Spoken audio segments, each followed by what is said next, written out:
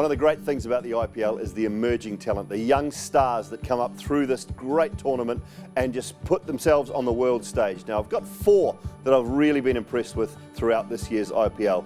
In no particular order, but I probably will start with my favourite, and that's Shubman Gill. He's a young man I saw in New Zealand and just prior to that Under-19 World Cup. And finally, when Kolkata decided to put him to the top of the order, they are now getting the best out of him. I think he will open the batting all the time next year for the Kolkata Knight Riders, and he will benefit from this year's experience moving forward to next year and even into Indian A and probably Indian selection down the line. But 13 matches, 287 runs at an average of 35.88. Now remember that when he started, he was batting in a position that just wasn't accustomed to him. Number 5, number 6 coming in late in the piece. I think when pace is on the ball and he's batting at the top of the order, he will prosper and prosper heavily in years to come. So emerging talent number 1, Shubman Gill, outstanding performances, 350s this year with a higher score of 76. Number 2, Riyan Parag.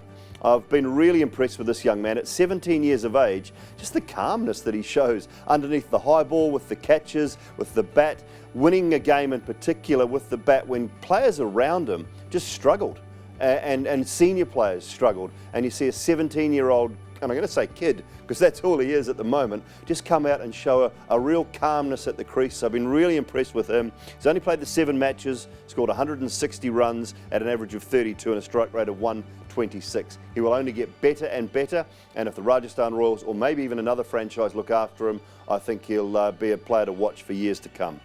Man at the Mumbai Indians, Rahul Chahar. Now, when you play half of your games at the Mumbai Stadium at Wankhede, you're not getting a lot of turn.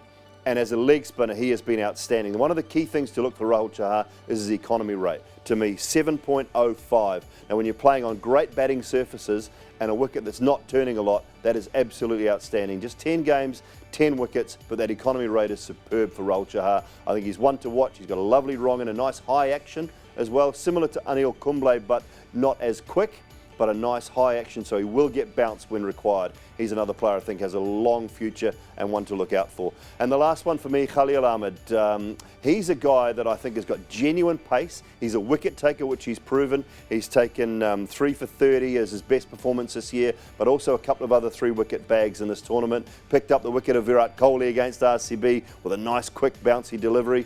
He's got pace.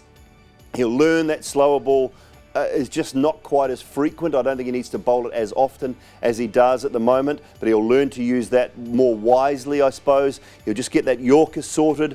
And when he's got pace and you're going across right-handers, left-arm seamers are very, very valuable. They've been the undoing of Virat Kohli, I think, 27 times in this Vivo IPL over the years. So if you can bowl good left-arm seam like Khaleel Ahmed, I think you've got a big future. What's the average? 15.47. Economy rate, a little bit high, but when you bowl at the front and at the death, 8.22 is pretty good. So those are my 4 emerging players from this tournament to watch out for in the future, and maybe in next year's IPL as well, and maybe an Indian selection, A teams, and maybe the full side over the next couple of years. Well, so those are the 4 players I've been particularly impressed with this IPL.